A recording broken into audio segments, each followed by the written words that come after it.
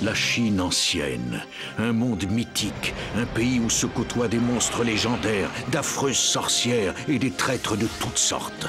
Tripitaka, le moine érudit, et le singe, son protecteur, y entreprennent un périlleux voyage à la recherche des célèbres livres de la sagesse. Le pourceau et Torrent se joignent à eux et nos 4 compagnons poursuivent leur périple à travers un monde magique et étrange. Ils connaissent de dangereuses aventures et croisent de redoutables adversaires au cours de la mission qu'ils ont entreprise au nom de l'empereur de Chine et de son peuple. La légende du singe roi, un des plus beaux récits qui nous soit parvenu de Chine. Une expédition comparable à nulle autre. Épopée vers l'ouest.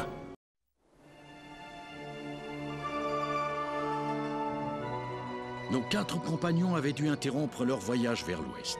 En effet, Tripitaka avait été enlevé par la petite peste rouge. Torrent attendait le singe et pourceau qui étaient allés secourir le moine. On est là. Qu'est-ce qui s'est passé? On a décampé, ils voulaient nous brûler. La tâche s'annonce difficile, tiens. On va avoir besoin d'aide avec un garnement pareil. Que diriez-vous de demander au roi des mers? Mais oui! Bravo, Torrent, c'est une excellente idée. Je vais aller le voir tout de suite. Arrivé au palais du roi des mers, Petit Singe annonça son arrivée. Répondant à ses sommations, le roi apparut dans la cour du palais, accompagné de ses 3 frères. J'ai besoin de votre aide, votre majesté. Mon maître, Tripitaka, a été enlevé par la petite peste rouge, un schnappant cracheur de feu. Je suis venu vous demander de m'aider à éteindre sa flamme. Ce problème ne nous concerne nullement. Nous régnons sur les mers et les océans. Pourquoi irions-nous régler ces stupides querelles terriennes? Et dis-nous pourquoi nous t'en rendrions un tel service, hein? C'est à vous, roi des mers, que je m'adresse, et j'apprécierais que vos frères ne se mêlent pas de nos affaires. Je t'écoute. Vous ne voudriez tout de même pas les laisser prendre une décision en votre nom? Non, ne crois pas ça. Surtout, je peux t'assurer que je prends mes décisions tout seul. D'ailleurs, depuis le moment où tu es entré ici, j'ai décidé de t'aider. Ne prête pas attention à mes frères. Ils cherchaient juste à s'amuser. Tu veux de la pluie, tu en auras. Plein. Quand veux-tu commencer? Dis-le nous on est prêts à s'y mettre dès maintenant. Je vais lui montrer de quel bois je me chauffe. On se retrouve près de la grotte. Bien, tu peux compter sur nous. Tandis que Petit Singe négociait avec le roi des mers et ses frères, Pourceau et Torrent attendaient anxieusement son retour. Enfin, Torrent attendait. Pourceau, lui, profitait toujours de ces moments pour faire la sieste, à moins bien sûr qu'il ne fût en présence d'une montagne de victuailles qui ne demandait qu'à être dévorée. Petit Singe est de retour. Ah oui, où ça? Mission accomplie. J'ai vu le roi des mers. Notre maître sera bientôt libéré. Attendez de voir ça. Le singe quitta une nouvelle fois ses amis et s'élança vers la grotte où était détenu Tripitaka. Il passa à travers les nuages qui s'accumulaient et y rencontra le roi des mers et ses frères qui l'attendaient. Que les cieux grondent et se couvrent, et que les nuages se gonflent de pluie. Tandis que le ciel s'obscurcissait, Petit Singe se dirigea d'un pas résolu vers la grotte. Je viens demander la libération du moine Tripitaka. Mais la porte demeura fermée. Petit Singe était fou furieux. Il était inconcevable qu'un petit garçon puisse mettre fin à leur voyage à cause d'un simple caprice. Mais la petite peste, comme tous les enfants, était d'un naturel curieux. Il finit donc par sortir de sa grotte et s'avança avec bravade. Rends-moi Tripitaka. Non, pas question. Le moine est mon jouet, je te le rendrai si tu me bats, mais t'as à peu près aucune chance. C'est ce qu'on va voir. Et Petit Singe se précipita en haut de la falaise. Il n'avait qu'une idée en tête, sauver son ami. Le singe et la petite peste rouge étaient tous deux d'excellents guerriers. Il paraissait logique que Petit Singe l'emporte, car sa cause était bien plus noble que celle du jeune Schnappan. Mais tout à coup... Pendant un moment, la petite peste crut qu'elle était allée trop loin. Mais son inquiétude fut de courte durée. Génial! Je suis le plus fort, je savais bien que j'étais le plus grand guerrier du monde entier. Et tu vas me le payer.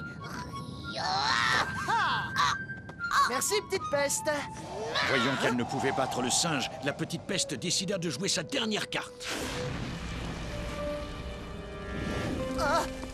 Roi des mers, que la pluie se déverse! Quels que soient les tours de magie qu'utilisait le roi des mers et ses frères pour créer un orage, les résultats étaient concluants. De gros nuages noirs commencèrent à déverser des trombes d'eau sur les flammes. Mais au lieu de les éteindre, elles semblaient les faire redoubler de vigueur.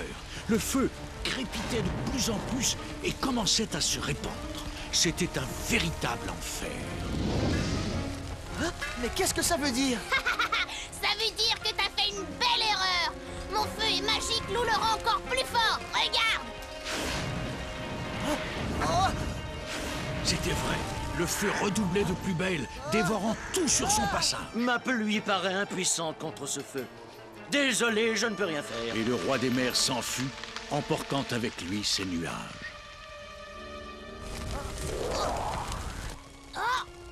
La petite peste n'allait pas laisser le singe s'enfuir comme cela. Il souffla une dernière fois à plein poumon. Au début, il crut que le singe allait s'en sortir, quand soudain, à sa grande joie, il le vit plonger la tête la première dans la forêt. Pendant ce temps, Torrent et Pourceau espéraient toujours voir Petit Singe revenir avec Tripitaka.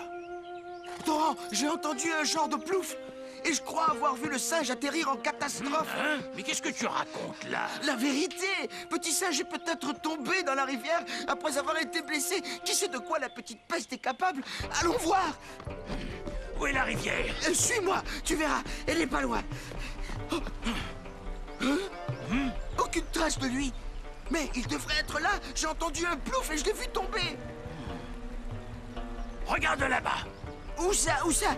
Oh oui, c'est lui. C'est Petit Singe. Par ici. Réveille-toi. Allons, assez plaisanter maintenant. Mais qu'est-ce qu'il a? Petit Singe ne paraissait pas être blessé. Torrent le porta inconscient jusqu'à la rive. Oh, peut-être que quelqu'un lui a jeté un sort pour le faire dormir. S'il a été sonné par sa chute, il devrait s'en remettre bientôt. Torrent et Pourceau étaient si inquiets au sujet de Petit Singe qu'ils ne remarquèrent pas qu'on les observait. Allez, mon vieux, fais un effort, réveille-toi. Mais rien n'y faisait. Mais qu'est-ce qu'il a? Pourquoi est-ce qu'il ne répond pas? Je te dis qu'on lui a jeté un sort, Torrent. Non! Les deux amis étaient effondrés. Ce genre de sort pouvait durer des années. Comment allait-il faire sans Petit Singe? Il était tellement brave. Jamais il nous a laissé tomber. Non, jamais. Même dans les moments les plus difficiles. Oh, qu'allons-nous devenir? On ne peut pas continuer notre voyage sans lui. Oh, c'était le meilleur compagnon et le plus redoutable guerrier que j'ai rencontré. Oh, Pourceau, nous n'avons pas su l'apprécier à sa juste valeur. Quand je pense à toutes les fois où je me suis moqué de lui, et tout ce temps, je pensais à mon estomac et à rien d'autre. Ça, c'est vrai. Petit Singe, tu te sens mieux? C'est pas mal comme technique, hein, pour découvrir qui sont vos vrais amis. Toi, mon vieux, je vais te tordre le cou. Oui, tu nous as fait une de ces peurs. Il faut trouver un moyen de libérer Tripitaka. Si on demandait à Kuan Yin de nous aider. Je vais y aller, d'accord? Tu sais où la trouver? Pourceau rétorqua qu'il le savait, ce qui ne manqua pas d'intéresser un certain curieux qui déguerpit. T'es pas assez important pour qu'on vienne te sauver. Petit maître, les choses se gâtent. Pourceau est parti demander à Kuan Yin de leur prêter main forte. Je suis mort de frousseau. Mais d'abord, Pourceau devait trouver la déesse. J'ai comme l'impression qu'elle est dans les environs. Hey, attendez un peu. Je crois bien que je l'ai repérée. Et en effet, la déesse Kuan Yin, la protectrice des pèlerins, était assise au fond d'une gorge étroite où elle méditait. Pourceau vint se poser devant elle. Elle représentait leur dernier espoir au moment où tout semblait perdu. Je suis fort contente de te voir. Dis-moi ce qui t'amène, pèlerin. Noble déesse, Tripitaka a été enlevé par la petite peste rouge. Et comment se fait-il que Petit Singe n'ait pas réussi à défendre son maître? C'était une tâche aisée. Il a essayé de toutes ses forces, mais l'enfant a utilisé la ruse. Lui aussi pouvait recourir à la ruse. Mais il y a tout de même une grande différence entre ruser et tricher. Ce garçon est trop malin. Je regrette. Si c'est vraiment le cas, il n'y a rien que je puisse faire. Notre voyage va devoir s'arrêter là. Si vous n'êtes pas capable de tenir tête à un petit garçon, autant renoncer à votre pèlerinage. J'ai compris. Elle me met à l'épreuve. Allez, courage. Je ne laisserai pas le désespoir me gagner. Nous sauverons notre maître avec votre aide. Voilà une bonne attitude. Va, Montre-moi le chemin. Avec la déesse Kuan Yin à ses côtés, Pourceau était certain que la victoire était proche. Ouvre-toi. Eh bien, à toi maintenant. Je me sens plutôt fatigué. Allez, vas-y. Ah! Pourceau est parti depuis longtemps, ça commence à m'inquiéter. Je vais aller voir dans la grotte. Petit Singe avait deviné. Je vous en supplie, déesse, faites quelque chose. Vous n'allez pas les laisser faire. Chut. Tu te crois vraiment malin, n'est-ce pas? Petit Singe se posa devant la grotte aux nuages de braise. Il lui fallait trouver un moyen d'entrer. Changement! La petite peste n'était pas le seul à aimer changer d'apparence. Petit Singe repéra une petite fente dans le mur et s'y faufila.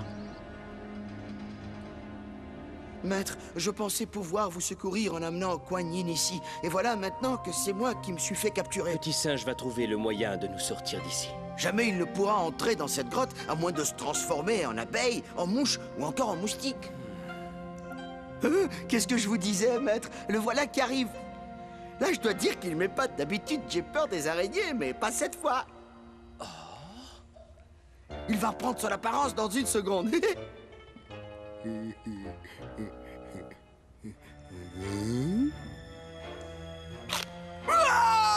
savais que j'avais raison d'avoir peur des araignées. Tu t'es fait mordre?